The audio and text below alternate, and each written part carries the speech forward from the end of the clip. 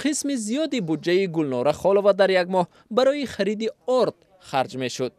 عائله 8 نفره مادر هر ماه 2 خلطه آرد می خرد و بعد سری محصولات دیگر فکر می کند. آرد می خردیم روغن نمیشه. تازه خوبیش هم یکی آرد می خریم ماندگیش تا روغن می خریم، کارچکه می خریم، پیاز، شکر، همش خوبی نداره، خوبیش هم میه. سبوکی را همین ماه احساس کردند و بعد از آن که قیمت آرد در تاجیکستان 20% پایین آمد. گلناره اول برای یک خلطه آرد تا 165 سامانی خرج میکرد. حالا 135 سامانی کافی است. فروشنده ها میگویند کم کردن باج گمرکی از طرف ازبکستان سبب اصلی پایین آمدن نرخ آرد است. این ماهی فوریه به مرد ارزان شد. چند سال؟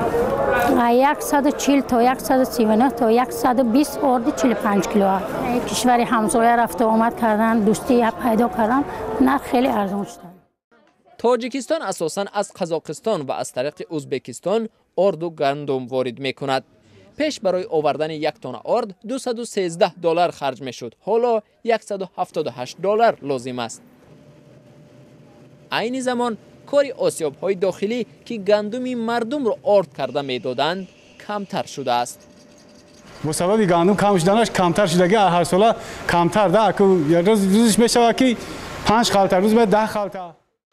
نان یک غذای اصلی تاجیکستان است و سالانه یک نفر تا 150 کیلوگرم محصولات نانی استعمال می کند.